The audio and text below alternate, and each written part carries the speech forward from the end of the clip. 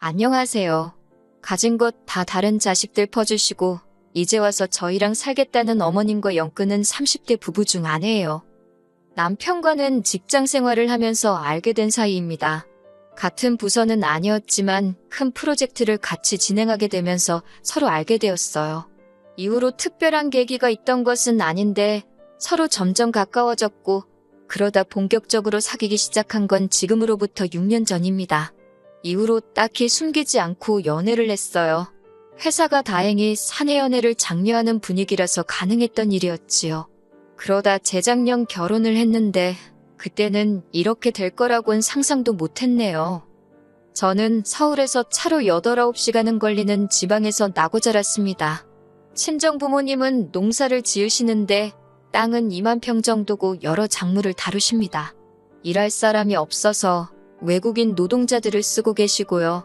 돈은 제법 되는 걸로 알아서 친정아버지도 농담처럼 회사 다니다 힘들면 때려치고 내려와서 농사나 지어라 하시는데 그럴 때마다 친정어머니는 아주 질색을 하시지요. 저는 저희 부모님 직업을 부끄럽게 생각해 본 적은 한 번도 없습니다. 하지만 서울에 있는 대학에 합격해 상경하게 된 이후로 서울 사람들이 농사에 대해서 저와는 조금 달리 생각하고 있다는 걸 알게 되었어요. 어쩌다 친정 부모님이 농사를 짓는다고 하면 다들 돈은 안 되고 힘든 일을 하신다고 생각하는 눈치더라고요. 처음엔 그런 반응이 속상해서 그런 편견을 바로 잡아주고 싶은 마음에 이렇게 저렇게 구구절절 설명을 하기도 했는데 그래도 별로 달라지는 것도 없고 저도 힘들더라고요. 그래서 요새는 그냥 농사 지으신다 이야기하고 이후로 상대가 어떻게 생각을 하건 말건 관심을 두지 않는 편입니다. 반면에 저희 남편의 경우 서울에서 2시간 정도 떨어진 곳에서 나고 자란 사람이에요. 아버님, 어머님 두 분이 같이 식당을 하셨는데 한때는 TV에도 나오고 했을 만큼 인기가 있었던가 봐요. 그런데 그 식당을 다른 자식들하고 상의도 없이 몇 년 전 아주버님한테 넘겨주셨답니다. 저희 남편에게는 위로 4살 많은 형과 아래로 2살 어린 저와 동갑인 신우가 있거든요. 그런데 저희 남편과 달리 아주버님이 오랫동안 진로를 정하지 못하고 방황을 했던 모양이에요. 그렇다고 아버님 어머님이 그걸 보고만 계셨던 건 아니고 이거 배운다 하면 돈 대주고 저거 배운다 하면 돈 대주고 그러셨다는데 그럴듯한 결과를 한 번도 낸 적이 없었답니다. 감옥은 돈만 몇 천은 될 거라대요. 그리고 그 와중에 장가도 갔는데 벌어놓은 돈이 없으니 무슨 돈으로 장가를 갔겠어요? 그 또한 전부 저희 아버님 어머님 주머니에서 나온 돈이었지요. 그런데 문제는 장가까지 간 아주버님이 밥벌이를 못하니 형님이 같이 사내 못 사내 하고 난리를 쳤던가 봐요. 그러니까 그 형님 달래준답시고 아버님 어머님이 하시던 식당마저 기어이 아주버님한테 넘겨주신 거지요. 그리고 여기서부터 저랑 남편이 화가 나는 부분인데 잘 되는 식당을 물려받았으면 책임감을 가지고 이끌어 나갈 생각을 해야 하잖아요? 그런데 툭하면 이래서 문 닫고 저래서 문 닫고 재료 손질하기 까다롭다고 메뉴를 홀딱 없애고 그러니까 가게가 금방 내리막길을 걷더라고요. 그래도 어떻게 또 막판에 어머님 아버님이 마지막 당신들 노후자금 다 끌어다가 대주셔가지고 용케 문은 안 닫았는데 전 솔직히 시간 문제라고 봅니다. 신우도 사는 건 녹록지 않은 모양새였어요. 남편보다 어린 신우였지만 대학 졸업 후 동네 작은 회사에서 일 좀 하다가 바로 시집을 갔거든요. 결혼하자마자 애 갖고 그래서 회사 관두고 이후로 애를 연년생으로 둘이나 낳으면서 완전히 전업주부가 되었다대요. 그리고 신우 남편은 동네에서 작은 카페를 하는데 처음엔 괜찮았던 모양이에요. 하지만 신우 남편이 카페 열고 2년이나 지났나 그 즈음에 바로 옆 건물에 대형 프랜차이즈 카페가 들어왔답니다. 뭐 그래도 작은 카페 찾아주는 손님들이 있긴 해서 이래저래 버티고는 있는데 매번 죽는 소리가 장난 아니에요. 그리고 어머님 아버님이 도와주신답시고 대출까지 받으셨다 들었습니다. 말로는 신우가 갚는다고 했는데 누가 갚고 있는지 그 속을 누가 알겠어요. 이런 모든 사정을 결혼 전에 알았다면 제 결정이 좀 달라졌을까요? 그럴지도 모르지요. 하지만 결혼 전에는 그저 어머님 아버님이 식당을 하시고 TV에도 나왔다 해서 더 깊게 파고들 생각을 못했어요. 식당에 가보시면 알겠지만 내부 인테리어도 그렇고 제법 그럴듯하거든요. 그리고 아주버님이나 신우 다 가정 꾸리고 잘 산다 하는데 제가 솔직히 어떻게 해놓고 사는지 뭘 먹고 사는지까진 따질 수 없잖아요? 그저 가족들 다 자기 밥벌이는 하고 사는구나. 그럼 됐다 싶었네요. 남편하고 저 두 사람만 놓고 봤을 때는 솔직히 비슷비슷한 조건이기도 했고요. 결혼할 때 시댁으로부터 도움은 전혀 받지 않았습니다. 지금에서야 생각해보면 남편이 먼저 성인들이 결혼하는 건데 부모님 도움을 받는 건 아닌 것 같다. 반반이 어떻고 저떻고 한 게 다 쉬운 건가 싶기도 해요. 어차피 아버님 어머님은 저희를 도와주실 형편이 못 되었으니까요. 하지만 그때는 남편이 하는 말이 그럴듯하다. 일리가 있다 싶었어요. 그리고 어쨌든 저희 부모님도 농사로 힘들게 돈을 벌고 계셨으니 저도 손 벌리고 싶지 않았고요. 친정부모님은 그래도 아무것도 안 해가면 시부모님 눈밖에 나지 않겠냐며 예단 비용으로 2천만 원을 주셨는데 솔직히 그 돈은 제가 중간에서 가로챘어요. 가로챘다기보단 원래는 결혼 준비로 바빠서 신혼여행을 다녀온 뒤 친정부모님하고 다 같이 모이는 자리를 만들어서 전해드릴 생각이었거든요. 어쨌든 저희 부모님이 큰돈 쓰시는 건데 체면 좀 살려드리고 싶었으니까요. 그런데 어머님이 그 복을 당신 발로 차시대요. 무슨 말이냐 하면 여기에도 얽힌 이야기가 있는데 저희가 반반 결혼을 하는 걸로 이야기가 된 이후 결혼 준비 자체는 큰 문제 없이 진행되고 있었습니다. 집은 남편과 제가 모아둔 돈을 합치고도 부족해 대출을 받아서 서울에 있는 아파트 전세로 일단 들어갔어요. 집뿐만 아니라 혼수도 그랬지요. 결혼식 비용은 들어온 축의금으로 각자 해결하기로 했고요. 그런데 결혼식 당일날 어머님이 급하게 쓰실 곳이 있다며 축의금을 달라고 하시대요. 결제는 해야 되는데 어머님이 옆에서 계속 축의금 타령을 하시니 정신도 없고 그래서 일단은 알겠다 하고 빌려드렸습니다. 사실 결혼식도 말이 나와서 말이지만 시댁 사정에 맞춰서 시댁에 있는 지역, 저에게는 아무런 연고도 없는 곳에서 하게 되었어요. 신부인제가 불편한 건 차치하고라도 그러면 일단 저희 친정부모님부터 시작해서 멀리서 오는 저희 쪽 하객분들이 탈 버스대절 비용이라던가 그런 건 시댁에서 해주셔야 하잖아요.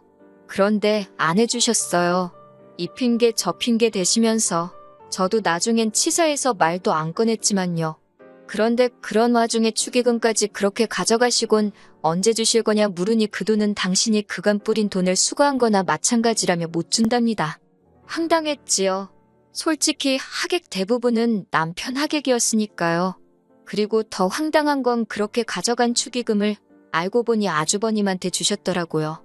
아주버님이 그때 마침 급하게 식당 일로 돈이 필요했다나요? 말로는 1,000만 원도 안 됐다는데 1,000만 원이고 500만 원이고 돈은 돈이잖아요. 며느리로서 이렇게 말하자니 그렇지만 어머님도 아주버님도 괘씸해서 예단으로 드리려던 2,000만 원 안 드린 거예요. 이후로 솔직히 저나 남편이나 시댁 식구들하고는 뭐 크게 교류가 없었습니다. 물론 매달 어머님 아버님 쓰시라고 30만 원씩 용돈 보내드렸고 명절이나 시부모님 생신처럼 저희 도리를 해야 하는 날은 챙겼지만요.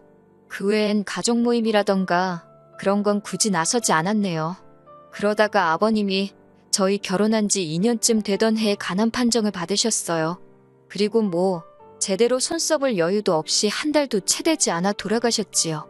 이때는 뭐 그동안 서운했고 그런 걸 떠나서 다들 상심이 컸고요. 그런데 아버님 장례 치르고 처리해야 할 일들이 어느 정도 마무리가 되었을 무렵 어이없는 이야기를 듣게 되었습니다. 아버님이 돌아가시기 며칠 전 유언을 남기셨다는 겁니다. 아주버님네, 신우네, 어머님만 모여있는 자리였다나요? 저희는 그런 모임이 있는 줄도 몰랐고요. 그런데 아버님이 하셨다는 유언 내용이 가관이었습니다. 아버님이 어머님더러 당신 죽으면 꼭 둘째 아들래, 그러니까 저희 집으로 가라고 하셨다는 거예요. 그 이야기를 듣자마자 저도 모르게 왜요. 소리가 입에서 절로 튀어나가더군요. 왜 저희 집으로 가라고 하신 거냐니까 그 의중이야 당신인들 알겠냐 하시더니 아주버님이랑 신우가 돌아가신 아버님의 마지막 말씀이니 저희가 그 말씀을 따랐으면 좋겠다는 겁니다. 어이가 없어서 일단은 안 된다고 했어요. 남편도 옆에서 말도 안 되는 소리 하지 말라고 그러더라고요. 그리고 이후로 아버님 돌아가시고 한반년이나 되었을까요? 어머님이 언젠가부터 속이 미식거리고 머리도 아프고 몸 여기저기가 안 좋다고 툭하면 전화로 앓는 소리를 하시더라고요. 사실 아버님도 간암 판정 받기 직전에 보이신 증상이 속이 미식거린다, 머리가 아프다, 어머님 하시는 말씀이랑 비슷했거든요. 그러니 신경을 안 쓸래야 안 쓸 수가 없대요. 그런데 아주버님이고 신우고 누구 하나 어머님 모시고 병원 가는 사람이 없더라고요. 그래서 남편하고 상의 끝에 일단 올라오시라고 하자 병원에 모시고 가자 했어요. 저희가 일하는 회사가 모 대학병원이랑 연계가 잘 되어 있어서 병원에 모시고 가는 건 좀 번거롭긴 해도 어려운 일은 아니었거든요. 그렇게 어머님이 올라오셨습니다. 그런데 무슨 어디 여행이라도 가시는 분 마냥 짐을 많이도 사오셨더라고요. 황당했지만 어차피 내려가실 땐 태워다 드릴 생각이었으니까 대수롭지 않게 생각했어요. 그리고 이튿날 병원에 모시고 가서 검사받고 결과가 나올 때까지 저희 집에 계시겠다고 우기셔서 그래 뭐 혹시나 결과가 안 좋으면 다시 모시고 가야 할 수도 있단 생각에 계시라 했습니다. 그런데 일주일 뒤 받아본 결과지는 걱정할 게 하나도 없었어요. 수치가 너무 좋았거든요. 심지어 몇몇 항목은 같은 나이대 분들보다도 훨씬 좋게 나왔지요. 그래서 이제 다시 어머님 댁에 모셔다 드리려고 하니 어머님이 정말 말 그대로 대자로 누우셔서는 가기 싫으시답니다. 혼자서 너무 외롭고 쓸쓸하시다고 가기 싫으시대요. 저희 집에 며칠만 더 있게 해달라고 말 그대로 떼를 쓰시더라니까요. 이러지도 저러지도 못하고 아버님 떠나시고 얼마나 외로우시면 저러시나 싶어서 매몰차게 할 수가 없더라고요. 그래서 일단 며칠 더 계시라 했어요. 이땐 남편도 무척 저에게 미안해했고요. 그런데 어머님이 계시니까 신경 써야 할 게 한두 개가 아니더군요. 먹는 것부터가 문제였지요. 저나 남편은 아침엔 입맛도 없고 해서 커피 한 잔만 마시고 점심은 회사에서 먹고 저녁도 보통 만나서 밖에서 먹고 들어오거나 그랬거든요. 그런데 어머님이 집에 계시니까 저희 원래 지내던 방식으로 지낼 수가 없어서 어쩔 수 없이 반찬을 하기 시작했어요. 사정을 들으신 친정어머니가도 좀 보내주셨고요. 맞벌이하는 와중에 반찬하는 것도 힘들고 친정어머니께도 죄송하고 반찬을 사다 먹는 것도 생각해봤는데 어머님께서 음식에 좀 예민하셔서 바깥 음식은 안 좋아하시거든요. 당신이 해드시면 좋겠는데 알아서 해드시면 모를까 며느리 입장에서 당신 손으로 만들어 드시라 할 수도 없고 여러 가지로 어려운 상황이었네요. 그리고 처음엔 한 2주만 계시겠다 했어요. 그런데 2주가 지나도록 내려가실 생각을 안 하시고 하루 더 하시면서 그렇게 버티고 계시더라고요. 그렇게 시간이 흘러 급기야 2달 가까운 시간이 흘렀고 그땐 슬슬 저도 짜증이 나대요. 그리고 결국 기어코 저를 정말 폭발하게 만든 사건이 벌어졌습니다. 사건이 있기 며칠 전 제가 친정어머니께 더는 음식을 보내지 마시라 했어요.